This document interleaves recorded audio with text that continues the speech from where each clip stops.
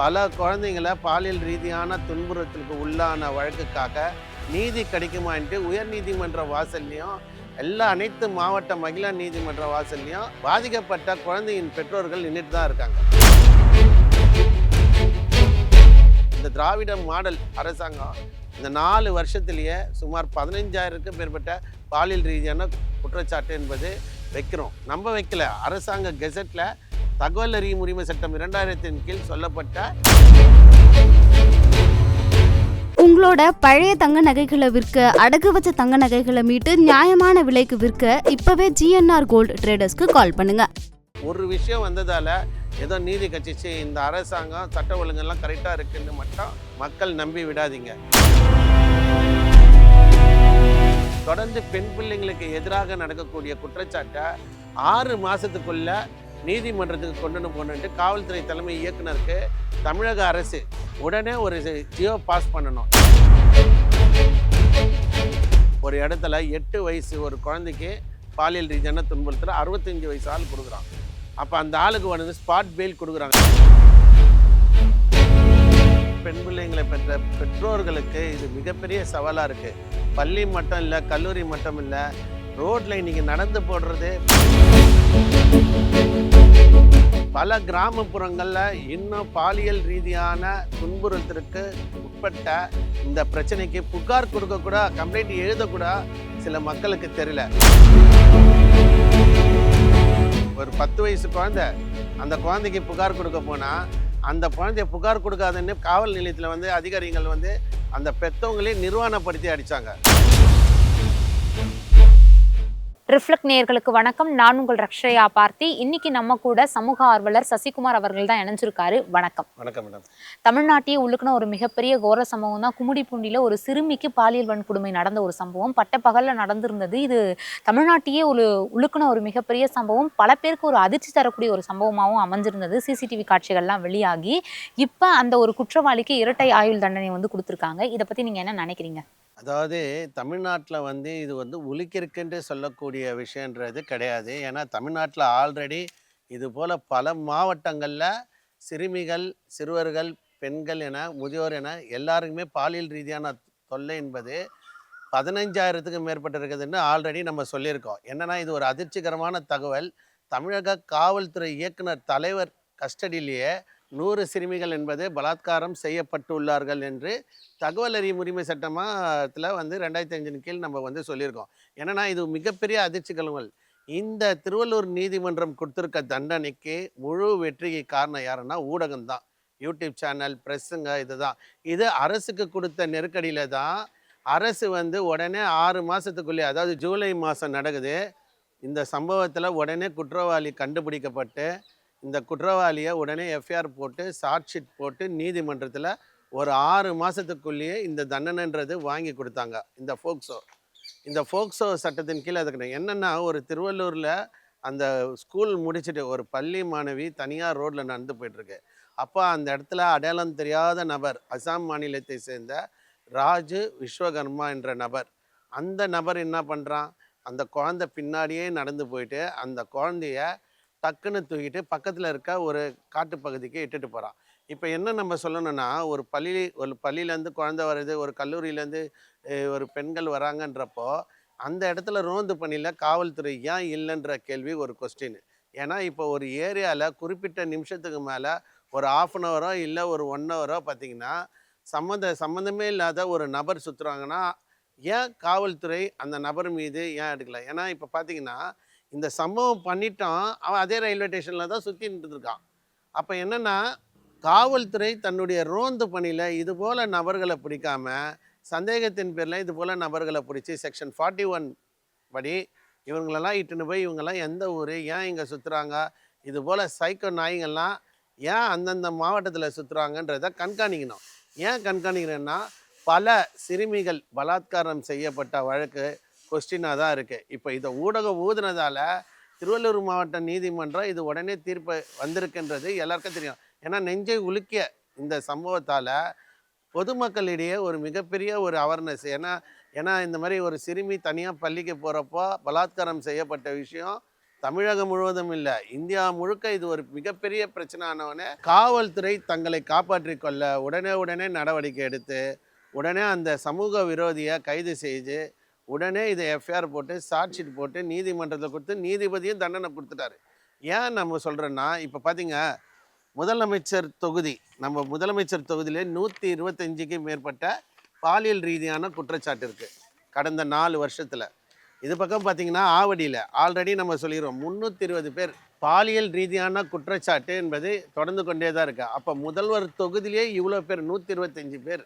அப்போது தமிழ்நாடு ஃபுல்லாக பல மாவட்டங்களில் 1.5 வயசு குழந்தைய கூட பாலியல் ரீதியான துன்புறுத்தி கொலை செய்த வழக்குகள் என்பது தொடர்ந்து வந்திருக்கு. இப்போ சமீபத்தில் கூட பார்த்திங்கன்னா இந்த பிரியாணி அபிராமி, இந்த வழக்கை எத்தனை நாள் கோர்ட்டு ஹேண்டில் பண்ணாங்க?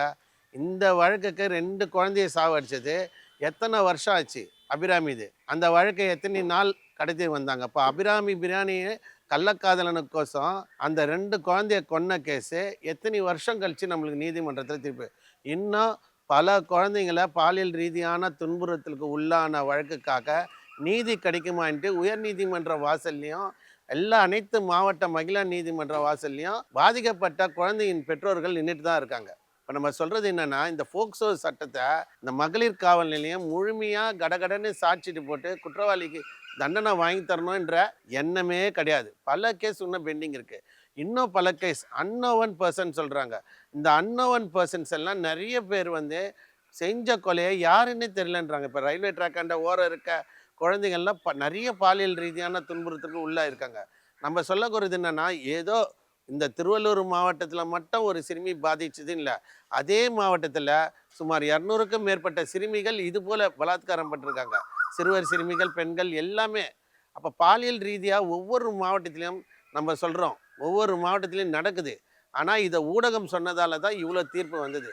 எனக்கு என்னென்னா, இந்த அரசாங்கம், இந்த திராவிட மாடல் அரசாங்கம் இந்த 4 வருஷத்துலேயே சுமார் 15,000க்கும் மேற்பட்ட பாலியல் ரீதியான குற்றச்சாட்டு என்பது வைக்கிறோம். நம்ம வைக்கல, அரசாங்க கெசட்டில் தகவல் அறியும் உரிமை சட்டம் 2000 கீழ் சொல்லப்பட்ட கெசட்லேருந்து நம்ம கொடுக்குறோம். இங்கே பாருங்கள், ஆவடியில் 320 பேர் பாதிக்கப்பட்டிருக்காங்க. அப்போ என்னென்னா, இதெல்லாம் கண்ணுக்கு தெரியாமல் நம்மளுக்கு நடக்குது. ஏதோ ஒரு விஷயம் வந்ததால் ஏதோ நீதி கட்சிச்சு இந்த அரசாங்கம் சட்ட ஒழுங்கெல்லாம் கரெக்டாக இருக்குதுன்னு மட்டும் மக்கள் நம்பி விடாதீங்க. ஏன்னா நம்ம வீட்டு பிள்ளைங்களை நம்ம தான் பாதுகாக்கணும். ஒரு ஸ்கூல் விட்டு வரக்கூடிய குழந்தை கூட நம்மளால் வர முடியலன்னா அப்புறம் என்னத்துக்கு பெற்றுக்கிறாங்க அப்படின்ற ஒரு கொஸ்டின் எழும்புது. ஏன்னா இப்போ பாருங்கள், பள்ளி கல்லூரி, இப்போ ஞானசேகரன் கூட குண்டாஸ்லேருந்து ரத்து பண்ணியிருக்காங்க. இப்போ இந்த அரசை நம்ம எப்படி பார்க்குறது? ஞானசேகரனுடைய குண்டாஸ் ரத்து பண்ணிக்கிறாங்க, பட் அவனுக்கு செஷன்ஸ் கோர்ட்டில் தண்டனை கொடுத்துருக்காங்க. அந்த கேஸை கூட ஹைகோர்ட்லேயோ இல்லை சுப்ரீம் கோர்ட்டில் கூட போய் இந்த தண்டனை குற்றச்சாட்டுப்பட்ட தண்டனைக்கு ஸ்டே ஆர்டர் வாங்கலாம், இந்த தண்டனையை ரத்து பண்ண சொல்லி வாங்கலாம். இப்போ இந்த செஷன்ஸ் கோர்ட்டில் கொடுத்தது ஹைகோர்ட்டில் போயிட்டு கேஸை ஹேண்டில் பண்ணாங்கன்னா தற்காலிக ஜாமீன் என்பது கிடைக்கக்கூடிய அதிக வாய்ப்பு இருக்குது. இந்த தண்டனைன்றது செஷன்ஸில் கொடுத்தாங்கன்னா மேல்முறையீடு எது போனாலும் பாலியல் ரீதியான குற்றச்சாட்டுக்கு தெர் இஸ் நோ காம்ப்ரமைஸ் அப்படின்னு அரசாங்கம் இருக்கணுன்றது தான் நம்மளை போல சமூக ஆர்வலர்களுடைய ஒரு விஷயமா நம்ம சொல்கிறோம். இன்னொன்று பார்த்திங்கன்னா, தொடர்ந்து பெண் பிள்ளைங்களுக்கு எதிராக நடக்கக்கூடிய குற்றச்சாட்டை 6 மாதத்துக்குள்ளே நீதிமன்றத்துக்கு கொண்டு போகணுன்ட்டு காவல்துறை தலைமை இயக்குனருக்கு தமிழக அரசு உடனே ஒரு ஜியோ பாஸ் பண்ணணும். ஏன்னா இந்த பாலியல் இப்போ சமீபத்தில் ஒரு வாரத்துக்கு முன்னாடியே ஒரு சென்னை கமிஷனர் அலுவலகத்துக்கு உட்பட்ட ஒரு இடத்துல 8 வயசு ஒரு குழந்தைக்கு பாலியல் ரீதியான துன்புறுத்தல் 65 வயசு ஆள் கொடுக்குறான். அப்போ அந்த ஆளுக்கு ஸ்பாட் பெயில் கொடுக்குறாங்க. ஏன் கொடுக்குறாங்கன்னா, சீனியர் சிட்டிசன் சார், நம்ம கொடுக்க முடியாது, எல்லா ரிசல்ட்டும் வரணுன்றாங்க. ஒரு குற்றச்சாட்டு உண்மையாக பொய்யான்றது காவல்துறை உள்ளே புகுந்து பார்த்துட்டு மெடிக்கல் ரிப்போர்ட்டை உடனே 24 ஹவர்ஸ்க்குள்ளே எடுத்து அவங்கள கஸ்டடி எடுத்து ரிமாண்டு போகணும். ஆனால் ரிமாண்டு போகாமல் எல்லா விஷயமும் பண்ணிவிட்டு அதுக்கப்புறம் ஜட்ஜஸ் கிட்ட சொல்லி ஒரு ரிமாண்ட் பண்ணுறாங்க. இப்போ எத்தனை நாள் இந்த கேஸ் நடக்குன்றதே தெரியல. அது வரைக்கும் அவர் சிறைக்கு போக மாட்டாருன்றது இன்னும் நிச்சயம். முக்கால்வாசி ரிமாண்ட் பண்ணிடுறாங்க. நம்ம சொல்லக்கூடிய விஷயம்னா, நிறைய கேஸில் இந்த கேஸ் எல்லாம் காவல் நிலையத்தில் இன்னும் போக்சோ கேஸ் எல்லாம் பார்த்திங்கன்னா நம்மளுக்கு தகவல் அறியும் உரிமை சட்டத்திலே சொல்லியிருக்காங்க, போக்சோ கேஸ் எல்லாம் பெண்டிங் கேஸாக இருக்குது, யாருன்னே தெரியல அப்படின்றாங்க. ஸோ அதுபோல் விஷயம்லாம் இன்ட்ரெஸ்ட் எடுத்து காவல்துறை இந்த மாதிரி பெண்டிங் கேஸில் இருக்கிறது பயங்கரமாக இன்ட்ரெஸ்ட் எடுத்து பண்ணணும். ஏன்னா பல மாவட்டங்கள் நம்ம திருப்பி சொல்கிறோம், பெண் பிள்ளைங்களை பெற்ற பெற்றோர்களுக்கு இது மிகப்பெரிய சவாலாக இருக்குது. பள்ளி மட்டும் இல்லை, கல்லூரி மட்டும் இல்லை, ரோட்டில் இன்றைக்கி நடந்து போடுறது பெண் பிள்ளைங்களுக்கு ஒரு அச்சத்தை ஏற்படுத்தியிருக்கு. பெற்றோர்களுக்கும் ஒரு மிகப்பெரிய அச்சத்தை உருவாக்கியிருக்கு. அதனால் காவல்துறை இது போல் பெண்டிங் கேஸ் எல்லாம் எடுத்து இந்த அக்யூஸ்டுங்களெல்லாம் உடனடி கைது செய்யணும். ஏன்னா நம்ம சொல்கிறது காவல்துறை தலைமை இயக்குனர் கட்டுப்பாட்டிலே நம்ம 100 சொல்கிறோம். தமிழக முதலமைச்சர் கட்டுப்பாட்டிலே 127 சொல்கிறோம். கடலூரில் 962 சொல்கிறோம். இந்த மாதிரி கள்ளக்குறிச்சி, விழுப்புரம் மாவட்டம் பல கிராமப்புறங்களில் இன்னும் பாலியல் ரீதியான துன்புறுத்தலுக்கு உட்பட்ட இந்த பிரச்சனைக்கு புகார் கொடுக்கக்கூட, கம்ப்ளைண்ட் எழுதக்கூட சில மக்களுக்கு தெரியல. இப்போ சமீபத்தில் நீங்கள் அண்ணா நகர் கூட பார்த்துருப்பீங்க. ஒரு ஒரு ஒரு 10 வயசு குழந்தை, அந்த குழந்தைக்கு புகார் கொடுக்க போனால் அந்த குழந்தைய புகார் கொடுக்காதுன்னு காவல் நிலையத்தில் வந்து அதிகாரிகள் வந்து அந்த பெற்றவங்களே நிர்வாணப்படுத்தி அடித்தாங்க. இதெல்லாம் தமிழக வரலாற்றில் இருக்குது என்பதை நோட் பண்ணிக்கணும். ஏன்னா இது விஷயமா தமிழக காவல்துறை இயக்குனர் நம்ம இப்போ கூட நாலேஜில் என்ன சொல்கிறோம், பல மாவட்டத்தில் வெறும் சிஎஸ்ஆர் வண்டி போட்டிருக்காங்க, எஃப்ஐஆர் கூட போட மாட்டுறாங்க. இதெல்லாம் வந்து ஒரு பெரிய லெவலில் எடுக்கணும். பெண் பிள்ளைங்களுக்கு இதெல்லாம் ஒரு பெரிய ஒரு பிரச்சனை என்பதை மனதில் கொண்டு இந்த மாதிரி பிரச்சனைக்கு வர பெற்றோர்களை காவல்துறை வந்து காம்ப்ரமைஸ் பண்ணக்கூடாது. தாங்க வீட்டுக்குள்ள பாதித்தது போல் இந்த பாதிக்கப்பட்ட மக்களுக்கு கூட இருந்து காவல்துறை உங்கள் நண்பன் என்று சொல்லி இந்த விஷயத்தில் காவல்துறை முனைப்போடு செயல்படணும்னு கேட்டுன்னு ரிஃப்ளெக்ட் நேயர்களுக்கு எனக்கு வாய்ப்பு கொடுத்ததுக்கு நன்றி கூறி விடைபெறுகிறேன். இந்த கோர சம்பவத்தை பத்தி இத்தனை விஷயங்களை எங்க கூட பகிர்ந்துக்கிட்டதுக்கு ரொம்ப நன்றி. நன்றி.